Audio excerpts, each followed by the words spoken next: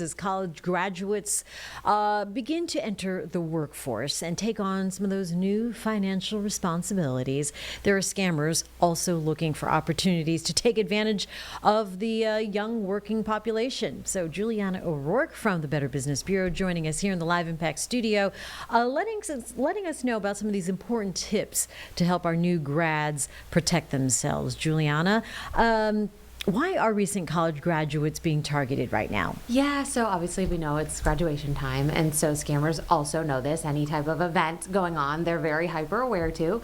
And so we just want to provide some tips for college students to look out for, specifically when it comes to scammers and things that we see more frequently.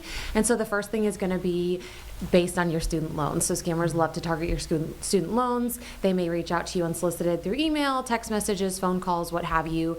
They're able to offer you, quote unquote, some student loan forgiveness, if you will, because there's these government programs or these different grants or funds that they can take advantage of. But, of course, they're fake. They're not real. And so essentially what they're going to ask you to do, and they're going to try to convince you that they can get you this lower amount, but you got to fill out this form, or maybe you have to make a payment of some sort. And so we know as soon as they ask you for that kind of information, it's a scam. So that's one that happens pretty frequently that we see. Okay, so they tell you to fill out the information. Any other red flags then? Yeah, of course. Anytime they're asking you for that kind of stuff, especially if they want to know social security numbers, if they want to know more about the student loan that you already have, because obviously if they're calling you telling you they can get a better rate for you, then they should already have some of that information. So that's a little bit red flag. How about some of these threats when they threaten to revoke degrees? Is that something that people should fall privy to or believe that these are going to be real? No, so that's another tactic that they use. They reach out and say, hey, you have some unpaid tuition, and now we're either going to revoke the degree that you got, or we're not going to send it to you. And so make sure you know, what do you owe, what do you not owe. If you have questions, reach out directly to the company or whatever agency you have the scholarship or loan or whatever through. You can even reach out to obviously the bursar's office to see, hey, do I owe any balance or anything that would prohibit you from either sending me my diploma or trying to take it back, because I'm also not really sure how you revoke that. I guess maybe you revoke it in the system, but once you send out that physical copy, it's sent. Yeah. But yeah. So you want to know what do you owe, what do you not owe? Do you have everything taken care of? Most students too, you can't really walk for graduation if you have things that aren't tied up. Right. So you would know that in advance too. Oh, okay. Yeah. Gosh, it's been a while. Yes. I know.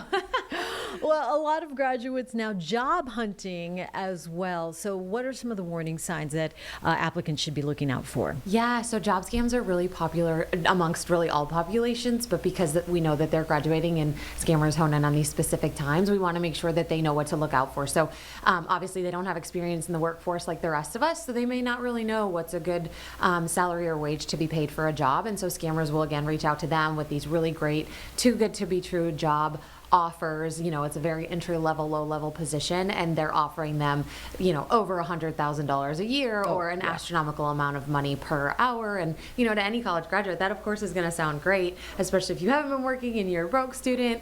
But we, those of us that have been working in the workforce know that it doesn't quite work like that, and things like that are scammy. And so, of course, what they try to do is hire these students right away. They don't interview them. They tell them, hey, we're sending you a check. Now you need to go buy this, that, or the next, whether it's office equipment or, hey, we need you to go buy some gift cards, and, you can keep whatever left over, but send us all that information. And then, it can take a few weeks, if you will, for the check to bounce or not clear. And then that poor person is left, with the charges in their bank account because the check bounces basically. Oh yeah, okay. So and then the working from home, which is appealing to a lot of folks anyway across the board. Exactly. But that's also a scam. Yes. So there's a lot of stuff that focuses on work from home, where you could maybe reship products or just do kind of busy work on your computer. And again, they're going to tell you that those jobs pay really great money, when in reality we know that they don't. And sometimes even those reshipping scams,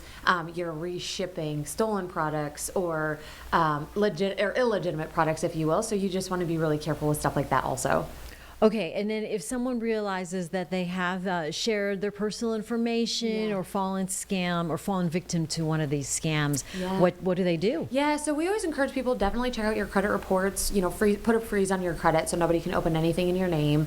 Reach out to your financial institution to see if, if you provided that financial information, reach out to see if, hey, did they, has anybody done anything with my accounts? Obviously, you can report it to us as well as the FTC or AG's office. We want to make sure that this doesn't continue to happen to people, even though we know it will, but we want to report it and talk about it so more people are aware and educated on what they should be doing or what they should be looking out for. And certainly social media now coming into play when it comes to communicating with young folks as well. How do you know something is legitimate when you get someone in your DM offering you a job or an interview? So that's just it. You have to really do a lot of research behind the scenes. Oftentimes, if a company is reaching out to you, it's going to be on a professional platform like a LinkedIn. They'll have a company email address. It won't just come from a Gmail or a random email. They're oftentimes not going to direct message you on social media. That's a really big place that scammers like to live on social media, whether it's through fake online shopping platforms and fake websites, or DMing you and thinking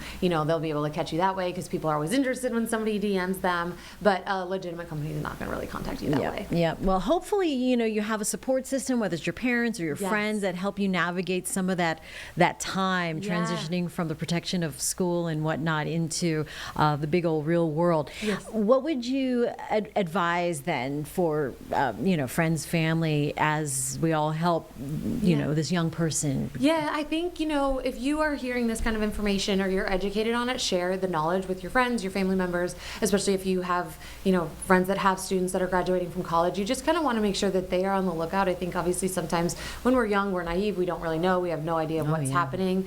So you want to make sure you talk to your students and let them know, hey, you're becoming an adult and you're going to be out in the real world, and scammers will try to take advantage of you just like everybody else, especially because you're less knowledgeable with just life in general and a lot of experiences. And so if somebody's reaching out to you and you don't know them, it's unsolicited, whether it's a DM, an email, a text message, just be very careful with what you click on and who you respond to, because that's basically your biggest safeguard to protect yourself is don't respond to people you don't know.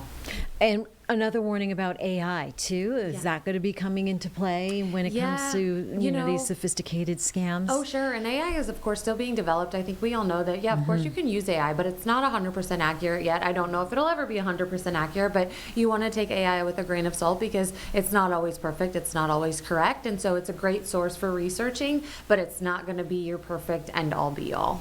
All right. Juliana O'Rork giving us the real talk. College graduates, congratulations. But now you got to watch out. You just got to watch out. Watch out. And navigate those sharks and scammers out there. It happens.